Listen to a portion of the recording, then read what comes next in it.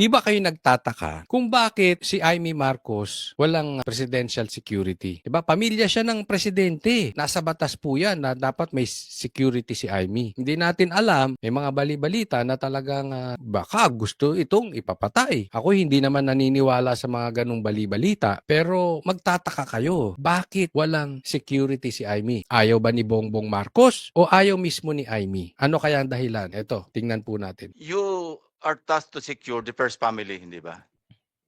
Yes po, Your Honor. Define first family. Immediate family, even extended family, like, no, not other families, but Eto, tanong ni Lacson, di ba obligasyon nyo protektahan, bigyan ng security yung family? Kaya pinapadefine niya, ano ba yung family? Ano ba yung first family? which brings me to my next question.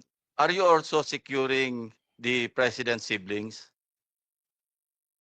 Yes po, Your Honor. So, meron kayo naka-assign kay Miss Irene. Ayan, eto muna ha. Tingnan muna natin. Eto, as I observe, at siguro ganito rin po ang inyong opinion. Gusto nyong makita ang pulso ni Bongbong Marcos? Tingnan po ninyo ang galaw ni Lacson. Si Claire kasi, obviously, talagang ipagtatanggol niyan si Marcos dahil spokesperson siya. Pero si Lacson, eto naman ay public knowledge. Alam to Luzon, Visayas, Mindanao na ito ay pinagtatanggol or nag-aarteng abogado nung magpinsan, si Bongbong Marcos at si Tambaluslos. So kung gusto nating malaman kung ano ang gusto ni Bongbong Marcos, obserbahan natin to si Ping Lacson. Marami kang malalaman about sa direksyon ni Bongbong Marcos by observing Ping Lacson. Pakinggan po natin yung direksyon ng kanyang tanong. Yes po, Your Honor.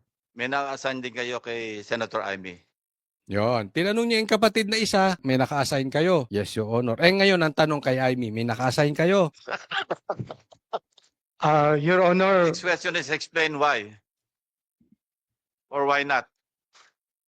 Oh, bakit binubuksan ni Lacson etong patungkol sa security kay Amy? Alam naman natin, hindi rin naman magkasundo ito si Amy at saka si Lacson. Marami na tong barahan, parinigang ng naganap. Ngayon, but suddenly, gusto niyang buksan? Bakit walang security si Amy? Medyo nakakapagtaka. Your Honor, I can say this out in the open. When I arrived po, third month ko na ngayon, ma'am. Tinanong ko po kung You are Mayroon- the chairman, not Senator Amy. yes po. Yes po. Thank you, Mr. Chair. Mr. Chair, when I arrived 3 months ago, last week of November, I diagnosed the command and I studied the security plans and the close-in protection system of the PSC. And when I checked all the personnel assigned, nakita ko po that there was no personnel assigned to our So, chair. So, ito tanong. Ano sa tingin ninyo? Bakit walang presidential security si Amy? At bakit, pangalawang tanong, bakit binubuksan ni Lacson? what do Your- you intend to do about it? Now that you're the head of the PSG. Your Honor, Ano? it is mandated for us to protect the siblings and I will talk to the good senator. Yon. Responsibilidad nila na proteksyonan lahat ng kapatid ng presidente. For the preparation of his security. It's a basic function, basic tasking, basic duty of the PSG to secure the siblings. It is up to the presidential sister, in this case, Senator Marcos, if she needs security or not. Oh, so sabi ni Lacson, ni Pinky, responsibilidad nyo yan. Obligasyon niya yan sa mga kapatid. Whether gusto ni Amy ng security or ayaw, kailangan kayong mag-provide. Something's fishy. Naiisip nyo ba yung naiisip ko? Bakit i-insist ni Lacson? Hindi naman po pwedeng ayaw ni Marcos o ni Bongbong Marcos na i-insist yan. Alam naman natin ang karakas nitong si Pinky Lacson. Di ba? Because if something happens to her, it's your responsibility. Di ba? Mhm. Yes po, Your Honor. So how do you intend to go about it now?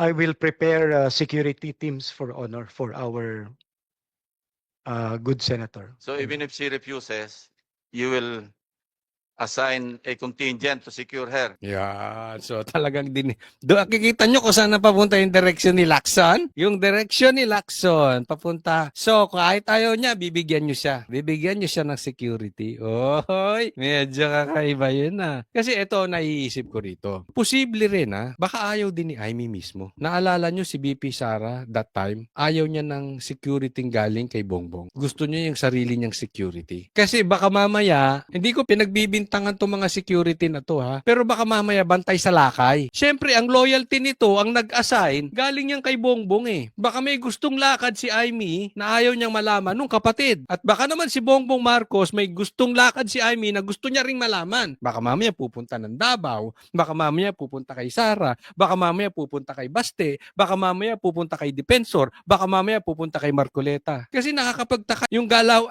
alam nyo, sa mga matagal nang nasa politika, dito pa lang, o kahit bago ka, the way Lacson handled the Blue Ribbon, alam mo agad kung saan ang direksyon niya, di ba? O ito kikita nyo, di ba? Something's fishy, something's fishy. That's the mandate, Your Honor. Tama yung sagot mo. Thank you, Mr. Chairman. Mm. But if, Thank- Mr. Chair, just one question. Honorable Estrada. What if the president does not allow it? What will you do? Ito naman, isang side. Ito si Jinggoy, hindi rin na natin mabasa yan eh. Kasi isa pa to sa pinag-iinitan ni Bongbong. So, posibleng, at ito si Jinggoy nasa minority. Paano daw? Sabi ni Jinggoy, kung ayaw ni Bongbong Marcos bigyan ng security. Tingnan nyo, sagot. Tingnan nyo, sagot.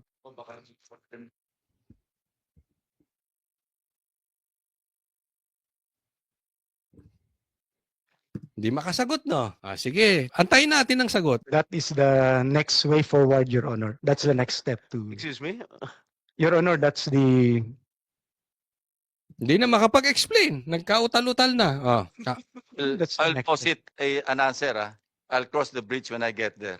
Ayun. So, pumasok ulit si Pinky. Si Pinky, mahilig. Ano ka ba, Pinky? Para kang bakla. Pasok ka ng pasok sa hindi naman ikaw kinakausap. Pasok ka ng pasok, di naman ikaw siya ang tinatanong. Kaya dyan nagalit si Marcoleta eh. Tinatanong yung mga witnesses, ikaw sumasagot. Kapag taka naman yun, no? Pwede rin, dahil sa tanong ni Jinggoy, pwede rin na ang direksyon ni Pinky Lacson ipakita, kunwari, ng gusto ng presidenteng bigyan siya ng security. Pero ang totoo, posibleng ayaw niya. Kaya sumigunda ng tanong si Jinggoy. Naisip nyo ba yun? Ganito yan, parang sinasabi, hindi namin papapasukin ng ICC. Yan ang sabi ni Marcos. Pero siyang nag-sponsor sa ICC. Yan ang sabi ng mga Marines, di ba? Hindi namin papapasukin ang EDCA. Yan din ang sabi ni Bongbong. Pero pinapasok ang EDCA. Ano rin ang sabi ni Bongbong Marcos? Mahiya naman kayo. Pero anong sinasabi ng ebidensya? Siya mismo ang mastermind ng Ghost Project. So, posibleng pinepeke din ni Senator Lacson na kunwari interested si Bongbong Marcos na bigyan si Amy pero hindi naman. Kaya sumundot si Jinggoy.